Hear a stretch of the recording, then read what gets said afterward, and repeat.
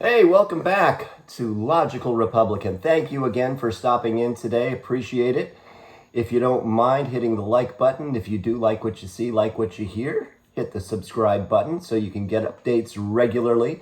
And if you have a like-minded friend, share. Or if you have a friend who might be slightly differently opinionated than you, share just for kicks because it'll be fun to see the reaction. So today we're going to talk about China. Yes, China, our buddies. President Winnie the Pooh, the country that outlaws Facebook and Google and Winnie the Pooh because, well, their king looks a lot like Winnie the Pooh, so they can't make fun of him or they'll go to jail. America is China's bitch. Now, you probably know this already, right?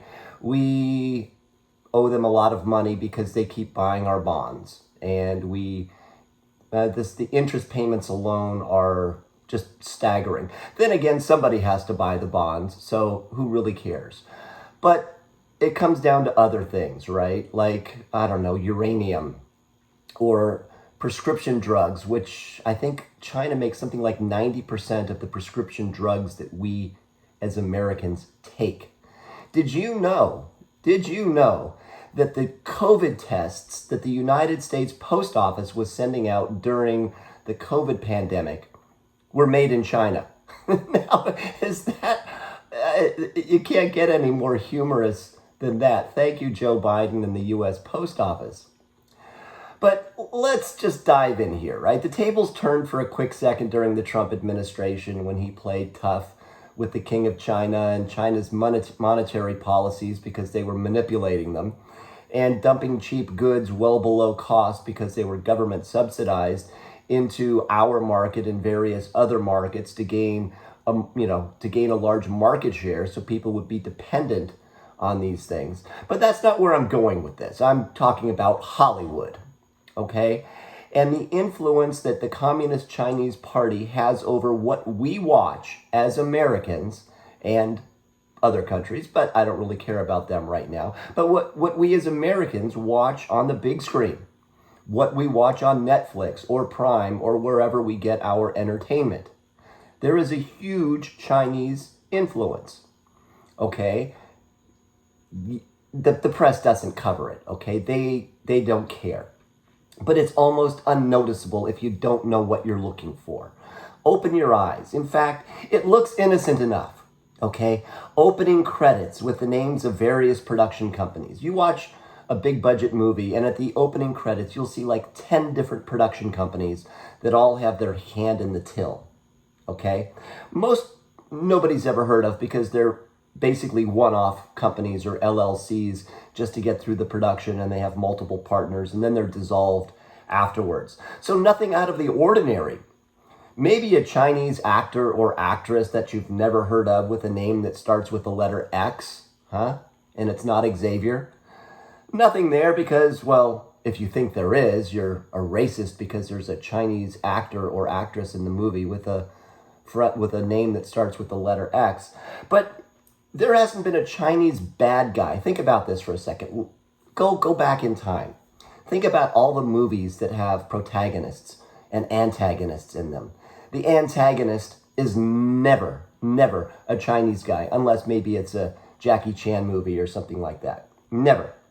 There has not been a Chinese bad guy in Hollywood in decades, probably about 20 years. It's never the Chinese government that sponsors something or infiltrates an agency or kidnaps Wesley Snipes' family. No. It's always some random Arabic-speaking country or those nasty Russians, the usual bad guys we can all get mad at. Because if it's a Chinese guy or the Chinese government who's bad, we're racist. So what exactly and why exactly is that? Well, let's look at a couple of reasons. One, Hollywood wants to sell theater seats and put butts in seats in theaters in Chinese movie houses, and they don't want to see one of their own or their government as the bad guy. Cannot have that. It can be the ugly Americans, but never, ever, ever the Chinese government. It's impossible for one of their leaders to be bad and want to blow up the world. No, we want to save the world, of course. Also, China owns a lot of these production companies and invests heavily, heavily into the production costs, and therefore has some oversight and influence, if you will, on the plot and who are the bad guys. In fact, they actually have oversight on script. So if there's going to be a movie that's released in China, the Hollywood studio, if they don't already have Chinese investment, the Hollywood studio has to send the script to the Communist Chinese Party for review to make sure that it's okay to be aired in China, and there's no mention of Tibet or the Dalai Lama or Taiwan or anything else that the Chinese government just cannot have their public see. Tiananmen Square, oh no. No, it's the Chinese Communist government's cash that funds these films that could sell in China with popular actors like, I don't know, Vin Diesel or Nicolas Cage. Those are two of China's favorites. And guess what? They pump money into those movies. And they have to be approved by China before they're aired over there. Actually, they have to be approved by China before they're even made. Well, how is this possible, you ask? I mean, freedom of the press, right? We can make what we want. Damn the rest of the world. Well, I bet you didn't know that AMC theaters, AMC theaters, the ones that are ubiquitous with movie houses, also known as American Multi-Cinema, was bought by a Chinese company in the year 2012. Well, if it's bought by a Chinese company, that means it's bought by the Chinese government. Granted, China has mostly divested from AMC in recent years, but their overall influence in Hollywood is very, very real. Some of the movies you may have heard of that were partly or fully funded by Chinese production companies, aka the Communist Chinese Party. Okay, ready? Transformers. Transformers: The Edge of Extinction.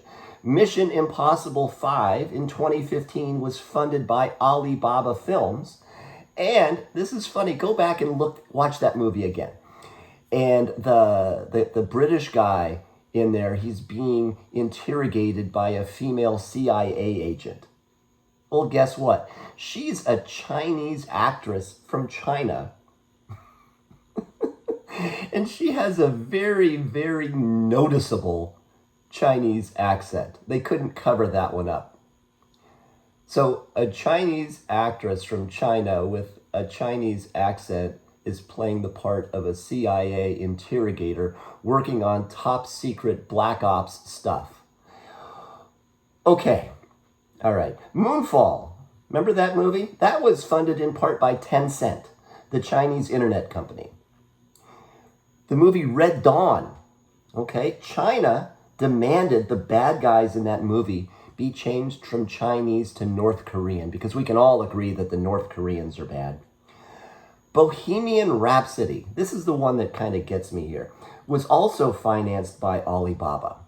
I guess they're big Queen fans, I don't know. But Alibaba was also behind The Mermaid and Mission Impossible Fallout. The Green Book, I don't get that one. Unless they wanted to show how Americans are racist in China. That's possible. Gemini Man. And of course, the smash hit. The Jason Statham hit, Megalodon 2. What a crappy movie that was. Fast and Furious 10, because they love Vin Diesel and they love fast cars and all of that and his biceps. That was partially funded by the China Film Company. Okay? Chinese government film company, and so on and so on and so on. Just watch a movie and watch the opening credits and see what you see. It is there. It is staring you right in the face, and nobody cares. But just remember, right? China's market is protected. Okay, we have a free market, right? We let in things freely. We let in art. We let in movies from all over the world. We have film festivals that will take a film from, I don't know, the kid down the block shooting it on a Super 8, or from Uruguay or wherever. We'll take movies from everywhere. The Chinese market, not so much. They have a quota on what comes in. so they can really pick and choose what is suitable for their audience. And the foreign films that come in have to meet the requirements. And if they don't get to come into the market, and they don't get seats, and they don't get make the Chinese money, and blah, blah, blah, blah, blah. It's all censored content is what it is. So therefore, Americans and other studios basically need to bend over and take one up the butt from China to get access to their movie-going audience. That is reality, people. And because the liberal-run press can't or won't call this out for fear of being racist, of course, we have to deal with it.